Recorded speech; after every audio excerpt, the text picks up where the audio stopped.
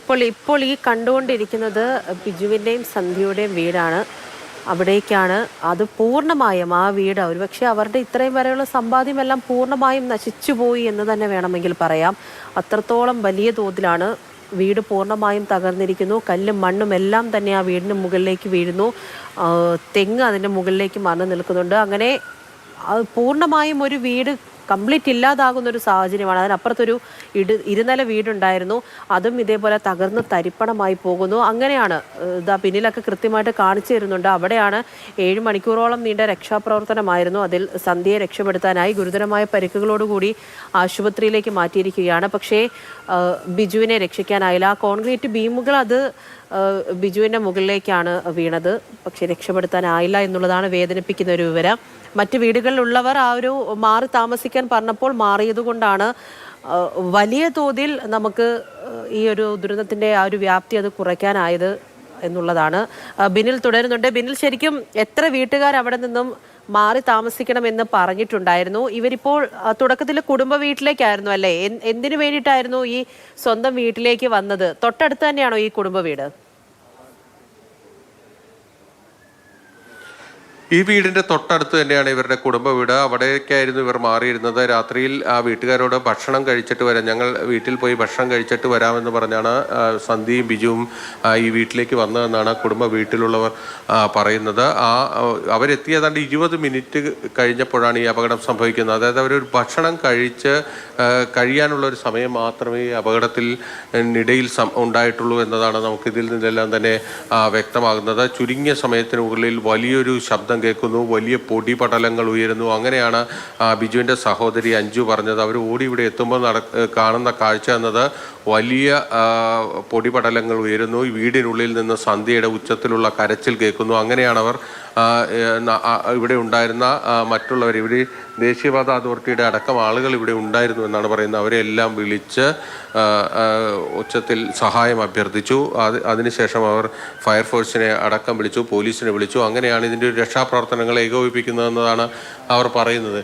ഇവിടെ എത്രമാത്രം താമസക്കാരുണ്ടായിരുന്നു? എന്തോ ഇവിടെ മൊത്തം എത്ര വീട്? 3-4 വീട് ഇപ്പോൾ മണ്ണിനടിയിൽ പോയി എന്നാണ് പറയുന്നത്. കൃത്യമായിട്ട് ഇവിടെ താമസിക്കുന്ന എല്ലാവരും അറിയില്ല. ബീച്ചറിനറിയാം എന്നുള്ളത്. പിന്നെ ബീച്ചറിൻ്റെ ഒരു വീടാണ് ഇതൊക്കെ കാണുന്നത്.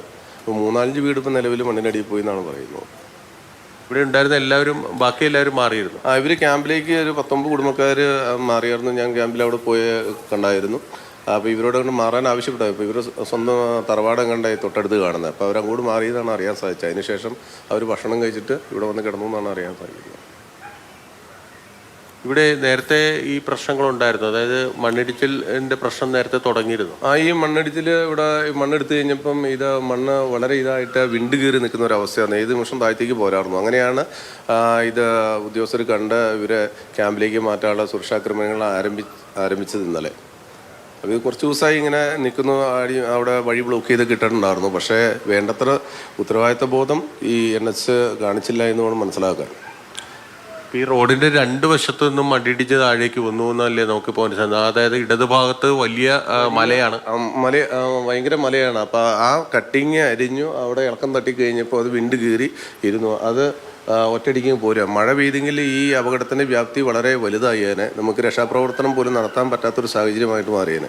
അപ്പോൾ മഴയില്ലാത്തത് കൊണ്ട് തന്നെയാണ് ഇവരെ പെട്ടെന്ന് നമുക്ക് 4 മണിക്ക് 5 മണിക്കൂർ കഷ്ടപ്പെട്ടാണെങ്കിലും അവരെ നമുക്ക് പുറത്തെടുക്കാൻ സാധിച്ചത്. മഴ പെയ്തിരുന്നെങ്കിൽ അപകടത്തിൻ്റെ വ്യാപ്തി കൂടിയാണ്. ഇവിടെ വളരെ ലൂസായിട്ടുള്ളൊരു മണ്ണാണോ ഇവിടെ? ഇവിടെ ഒരു ചെറിയ ലൂസായിട്ട് ഈ പാറയുടെ മുകളിലിരിക്കുന്ന മണ്ണല്ലേ. ഇവിടെ നേരത്തെയൊക്കെ മണ്ണിടിച്ചിലൊക്കെ പല ഈ ഭാഗത്തൊക്കെ ഉണ്ടായിരുന്നു. പല ഭാഗത്തും പല സമയങ്ങളിലും മണ്ണിടിച്ചിലും പ്രകൃതിക്ഷോഭങ്ങളും നടക്കാറുണ്ട്.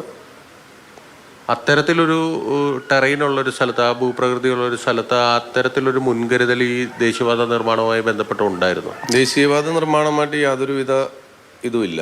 കാരണം അവരൊരു അശാസ്ത്രീയമായ നിർമ്മാണമല്ല. ചുമ്മാ കുറേ വണ്ടികളിറക്കി വലിയ മെഷീനറി ഉപയോഗിച്ച് അവർ മണ്ണ് കട്ട് ചെയ്യുന്നു. അതിന് വേണ്ട സുരക്ഷിതത്വം നോക്കുന്നില്ല. ാണ് അശാസ്ത്രീയമായ നിർമ്മാണം തന്നെയാണ് ഈ അപകടത്തിന് കാരണം.